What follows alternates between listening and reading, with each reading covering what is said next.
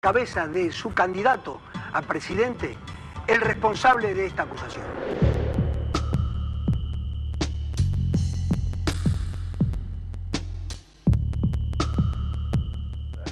Lo importante para mí es que yo fui el primero a chequear, porque yo ni tenía idea de las prestaciones que daba la usina, ni sabía que existía la usina. Está imputado desde el momento en que se inicia una instrucción donde se dirige hacia una persona, eso es la imputación. Que no tiene empleados registrados. Pero diputado, entonces, ¿no le parece a usted, no le parece a usted lo mejor de todo para la democracia, para las elecciones, para no ensuciar el buen nombre de Fernando, que estas dudas que usted tiene, los periodistas, la política, la define la justicia? La verdad es que si no fuera candidato, También. por supuesto que a esta altura me gustaría que no fuera, pero sinceramente creo que el problema es esta suerte de capitalismo de amigos, ¿no? Que entonces a los militantes o amigos del PRO, el gobierno de la ciudad o el banco de la ciudad le está dando este tipo de negocio.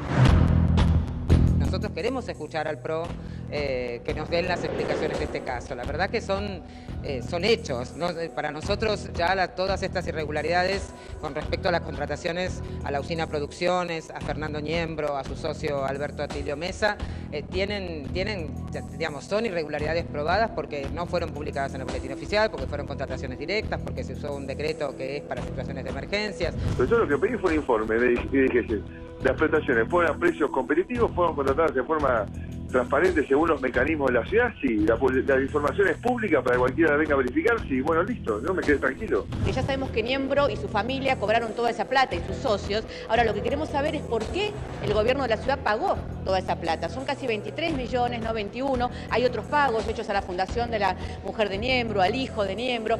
No veo cuál es el problema, cuál es la objeción. Cuando él contrató con la ciudad, y mientras estuvo él en la empresa, pues después dejó de estarlo, él no era candidato ni nada que se le parezca. Se fue. Hacía una defensa sistemática del PRO y de Mauricio Macri desde los medios de comunicación. Bueno, el tipo tiene sus ideas y las defiende. Eso no me parece mal. Primero, él conformó una empresa con otro señor, durante X años prestó un servicio, hace un año y casi medio se retiró de la empresa y justamente hace 2 meses yo le ofrezco ser candidato a diputado de nuestra lista.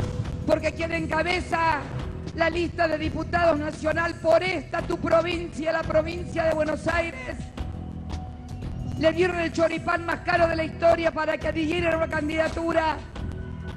Más de 22 millones de pesos en contratos con el Estado.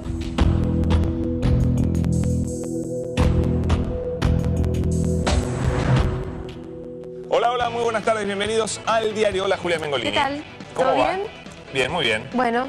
¿Todo en orden? Nos tenemos 3 horas por delante. Para entretenernos mucho. Mira, el así caso no vale Niembro... que esté todo bien. Vamos a arrancar con el caso Niembro, como lo veíamos recién en el informe. Tiene distintas etapas, ¿no? Hay una etapa medio dramática y hoy está en una etapa un poco más farsesca directamente. Porque cuando uno analiza en qué rubro estaba inscripta la usina, una sociedad de responsabilidad limitada, en la AFIP, realmente lo único que puede motivar es una risa, porque lo vamos a mostrar en la placa, es muy fuerte. Recuerden que no tenía empleados la usina. A ver, está anotada en el rubro servicios personales, que incluye astrología y espiritismo, Julián. Pero además si consideramos que la usina no tenía empleados, si tenía un solo empleador... No, lo desarrollan ellos los servicios. O Claro. sea que puede ser que El sean propio Niembro Mesa sea y Niembro, astrólogo y espiritista. Y además pero que le brindaran servicios de espiritualismo, o como se diga, al gobierno de la Ciudad de Buenos Aires. mirá qué más. Las realizadas con fines sociales como agencias matrimoniales, de investigaciones genealógicas, de contratación de acompañantes. ¿Qué quiere decir eso, Dugan? Vos deberías saberlo. Acompañantes son chicas escorts. ¿Son ¿Eso escorts? Sí, yo nunca he contratado semejante ¿no? servicio. Y Planteo mis dudas, pero bueno. Me genera un poco de inquietud quién prestaba este tipo de servicios Por en eso, la usina, ¿no? y repito, si Niembro, si no había empleados en la usina, Lo y de desarrollaban vuelta, ellos. ¿no? El único contratista era el gobierno de la Ciudad de Buenos Aires. Contrataban ¿de qué se acompañantes. trataba? Bueno, y Niembro después, acompañaba a Macri, de eso se trata. la actividad de lustrabotas y acomodadores de autos. Acomodadores de autos es lo que conocemos como trapito. Ni más ni menos. Una figura que aparte del gobierno de la ciudad, por lo general... rechaza. Rechaza, tal cual. Bueno, lo tomamos a broma. Evidentemente no imaginamos ni que Niembro sea un acompañante, ni un lustrabotas, ni un trapito, ni nada de eso. Pero te marca un poquito la ridiculez. Y saliendo de lo gracioso, lo que está detrás de esto, el apuro con el que se constituyó la usina SRL. Tal apuro impidió que ni siquiera se fijaran que hay otro rubro que es servicio de publicidad. Ahí sí debió haberse inscrito la SRL, no en servicios personales, porque ellos no prestaban servicios personales. ¿Se entiende? Sí, es como decías vos, cada día se pone un poco más grotesco, ¿no? Esto es grotesco. Esto es de lo que nos enteramos hoy, pero ayer ya sabíamos que la escuela de Niembro además brindaba servicios educativos, hay que ponerle muchas comillas, ¿no? Servicios educativos a cierto personal administrativo del gobierno de la Ciudad de Buenos Aires, y uno decía, bueno, que esa escuela de Niembro, que es una escuela de periodismo deportivo, que enseñaba... Bueno, y sonaba un poco forzado. Computación. Sí, un poco Eso forzado. Ya era gracioso, bueno, hoy la cosa se pone más grotesca todavía. Bueno, ¿lo tenemos ya, Marcias? Bueno, en un ratito vamos a hablar con alguien que nos pueda aclarar un poquito más, alguien que estaba dentro de la Escuela de Periodismo Deportivos de Marcelo Araujo y Fernando Niembro, que conoce muy bien los entretelones en los cuales se dio esta colaboración, porque todo llega por algo, Julia. Acá me parece que en política uno siempre tiene que ver las motivaciones. Si las motivaciones surgen de una necesidad que tiene una institución, como puede ser el gobierno de la ciudad, y que busca un servicio para, digamos, colmar esa necesidad, o si es al revés, si la necesidad surge del privado y llega a la institución pública a colmar esa necesidad. Vas a ver que esta diferenciación que hago acá es clave en los contratos entre la Escuela Deportiva de Niembro y el gobierno de la ciudad. Sí, absolutamente. Hay una buena noticia dentro de todo, y que es que en la legislatura finalmente se aprobó el pedido de informes que había presentado la oposición, sobre todo en cabeza de Gabriel Alegre. Bueno, por supuesto con acuerdo del PRO, porque de otro modo no se podría haber votado, porque en la legislatura hay mayoría del PRO. Lo que sí no quisieron debatir en la legislatura, porque claro, debatir el pedido de informes hubiese implicado toda la puesta en escena y la significación ahí de todo este conflicto. Imagínate, todos los diputados en ese parlamento que es la legislatura hubiesen expuesto uno y otro de los capítulos que fuimos conociendo, y la verdad que el PRO quiso ahorrarse esa vergüenza, ¿no? Hoy un artículo, si no me equivoco, en ámbito financiero lo explica muy bien, el cambio de frente que hubo dentro del PRO para no bloquear más este pedido de informes. Entonces, ya se sabía que hoy la legislatura iba a dar esa posibilidad del pedido de informes, porque se dieron cuenta en el PRO que no tenía ningún sentido y que era realmente contraproducente bloquear ese pedido de informes. Que había sido la primera reacción que habían tenido. Sí, que fue equivocada. Cuando fue presentado el proyecto sobre tablas y ellos, lo rechazaron. Bueno, está en línea Daniel Pesci, que fue secretario académico de la Escuela de Periodismo Deportivo de Niembro y de Araujo. Daniel, muy buenas tardes. Julia Mengolini y Pablo Dugan, los saludamos. ¿Cómo va? Mucho gusto, Julia y Pablo. Bueno, cuéntenos brevemente, ¿cuándo usted trabajó con Niembro y Araujo en esta escuela? Trabajé durante 20 años, desde el 94 hasta el 2013, noviembre del 2013, fecha en que me despiden. Ajá. ¿Y en qué momento la escuela empieza a darle o prestarle un servicio al gobierno de la ciudad? ¿En qué año? Mire, yo a grosso modo creo que es a partir del año 2011, 2010 podría ser. La escuela tiene una subida, una meseta y una caída. Esto obedece al cambio de la cúpula en la dirección del instituto, en la dirección pedagógica. Después tenemos un impas con una profesora que, según lo que nos comunican, es recomendada por Mariano Narodowski. Esa profesora está durante 2 años con nosotros y después renuncia y se va, y viene otro nuevo rector.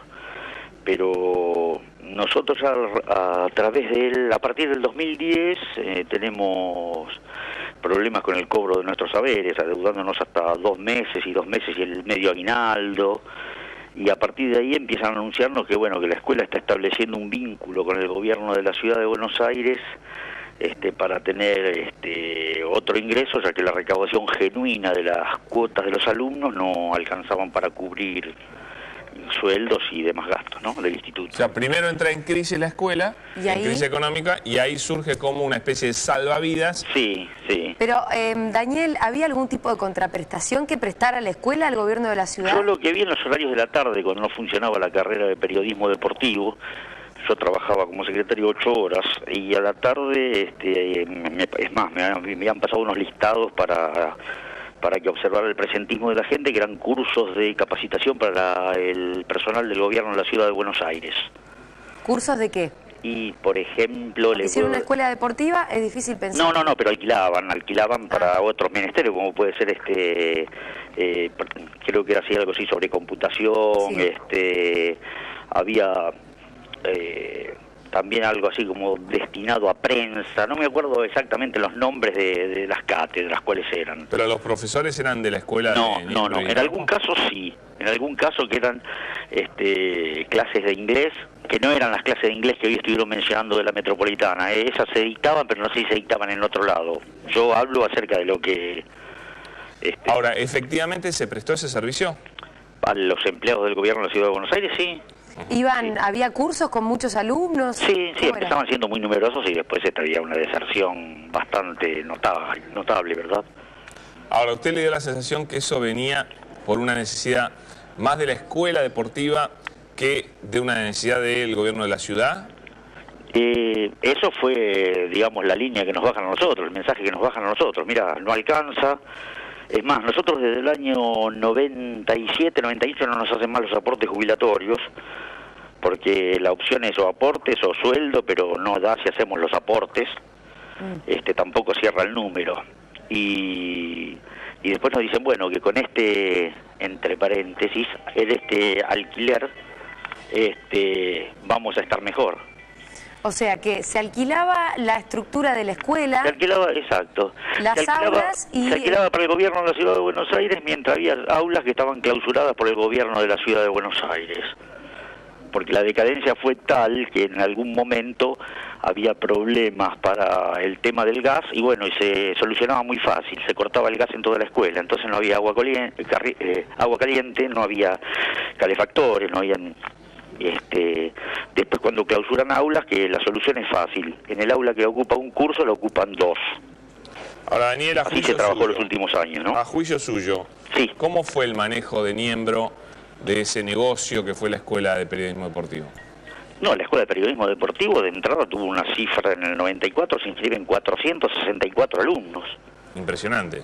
Exacto, era un muy buen nivel, un muy buen equipo, sobre todo en las materias de letras, en periodismo gráfico, era gente toda que los docentes eran muy buenos y bueno, después es como que empezaron, no sé por qué motivo, empezaron a perder el interés. Cuando pierden el interés, ya no vienen tan asiduamente a la escuela como lo hacían los 2 primeros años. ¿Los profesores pierden el interés o los matriculados? No, la dirección general de la escuela, que eran Araujo y Niembro. Ah. ¿Ellos dejaron de ir a la escuela? Ellos dejaron de... Sí, después venían a chequear los grupos, pero cada 2 meses, cada 3 meses, para tener una charla, así, porque a diferencia de otras escuelas de periodismo, esta tenía 2 apellidos que le encabezaban. Entonces es un poquito diferente el segmento de gente que puede ir, por ejemplo, a Deportea, a Éter. Acá estaban, lo que lo atraían a los chicos era los nombres de estos 2 periodistas. Y entonces ahí la escuela empieza a decaer. La escuela empieza a decaer, sí. Y ya te das cuenta, por ejemplo, que en 20 años la pintaron 2 veces, que no se renueva el material del estudio de radio, o se renueva muy poco, se renueva cuando ya no queda más remedio, que se rompió y no se consigue el repuesto y demás. No se invierte nada, pero por años. Claro. Por años no se invierte nada y bueno, lógico, eso conlleva una más el tema de los aportes jubilatorios, más el tema de que no te pagan en fecha, de que tenés que estar esperando. Entonces, ahí se te va complicando mucho.